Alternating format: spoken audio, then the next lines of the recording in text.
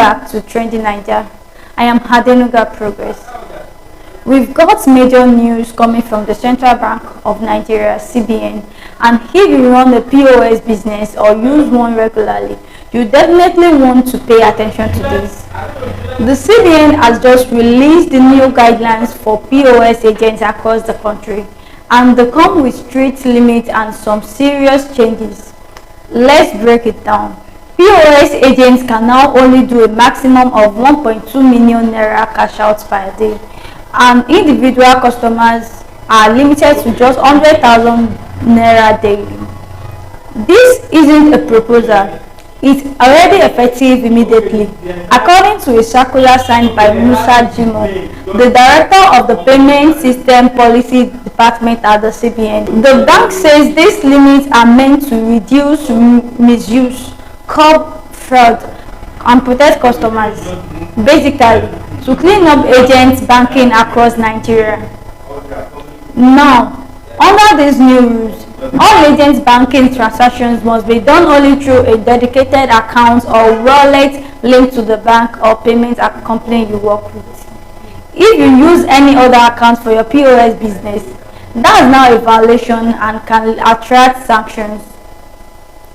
And it doesn't stop there. If an agent is caught in fraud or misconduct, they will be personally liable, can lose their job, and even get blacklisted across the industry. The CBN is also telling banks and fintechs, who they call principals, to publish the list of all registered agents on their website and update them regularly. Plus, super agents, the big ones who manage other POS agents, must now operate at least 50 agents across all 6 geopolitical zones in Nigeria to make sure even rural areas get financial services. Now, here's one part that's already causing some noise. POS agents are not allowed to relocate or move their business without written approval from their principal or super agents. And if you must relocate, you've got to post a notice at your business location for at least 30 days to inform customers. Another major update. All POS machines are going to be geo-fenced. That means your POS will only work at the exact registered location. This is tied to an earlier CBN directive from August, requiring all POS terminals to be geo-tagged by October 2025. The goal, according to the CBN, is to reduce fraudulent transactions, but let's be honest, some POS operators are not happy about this at all. Many agents, especially in rural and semi-urban areas, are saying this could disrupt their business. Why? Because power and internet isn't stable everywhere. Sometimes, agents move around to find better network or reach customers. And with these new rules, that flexibility might disappear. The CBN is also pushing for real-time transactions and total transparency.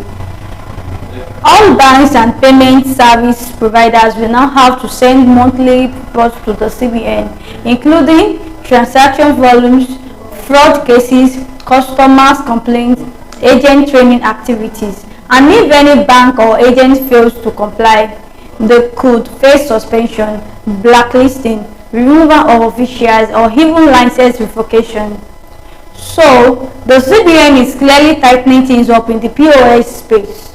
They say it's all about protecting consumers and keeping the system clean, but a lot of small POS operators fear this might make things harder for them. So, let's look at what people are saying concerning this on social media. Uchenna Andrew wrote, the federal government should look for good things to do like the insecurities than looking into people's money. Igani wrote, how will big supermarkets function? They surely sell more than 1.2 million worth of goods daily. Comments by Blessed. Agency banking POS is different from purchase or merchant's POS. The regulation is for agency banking. They are like mini banks. They drive financial inclusion and assist the banks in most of their services. The merchant's POS is designed for supermarkets, filling stations. Comments by J. 100k daily limit care. Omo, na everybody go poor. Comments by Shehu. Agent banking has truly transformed life for Nigerians. People can now access cash, pay bills, and run their businesses without spending hours in bank or ATM lines, with POS agents in local communities, making daily life much easier. But this new daily limit strengthens that progress.